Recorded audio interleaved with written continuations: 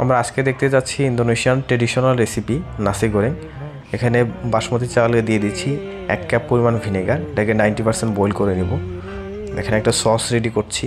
এখানে স্টেরিনিসের সাথে dark sauce এবং ব্রাউন সুগার দিয়ে দিচ্ছি, এটাকে বয়েল করে নেব 2 মিনিটের মতো। আরেকটা সস আমরা করব যেটা চিংড়ি শুটকির গুঁড়া দিয়ে। প্যানে দিয়ে দিচ্ছি আদা কুচি, দিয়ে দিচ্ছি রসুন কুচি এবং পেঁয়াজের কুচি, এটাকে ভেজে নেব 2 মিনিটের মতো।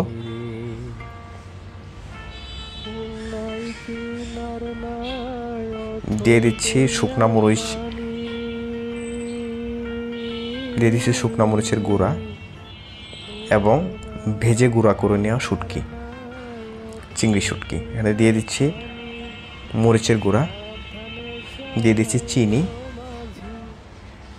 এবং লবণ। এবার ভাজার পালা। প্যানে দিয়ে দিচ্ছি রসুন কুচি, পেঁয়াজ কুচি,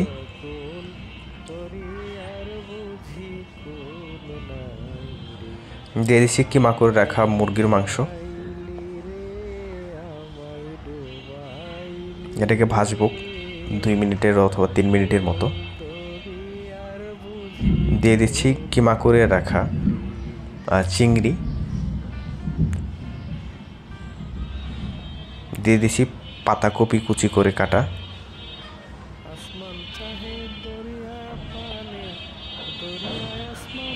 দিয়ে দিচ্ছি গাজর কুচি,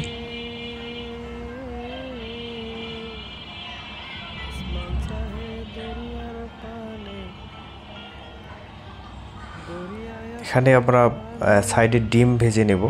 আমাদের ফ্যাটানো ডিম দিয়ে দিচ্ছি সাইডে ভেজে নেওয়ার জন্য হালকা।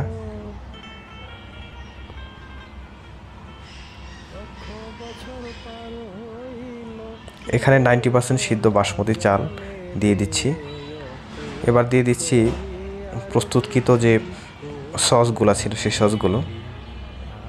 এখানে চিংড়ি শুটকির সস দিয়ে দিচ্ছি। এবার দিয়ে দেবো ডার্ক সস। ডার্ক সসটা মূলত কালারের জন্য ইউজ করছি আমরা।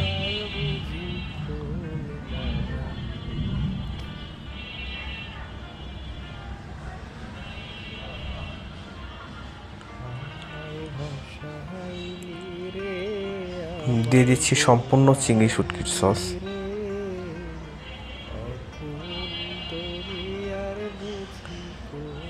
দিয়ে দিচ্ছি পেঁয়াজের পাতা। Ready for serve. Thanks for watching.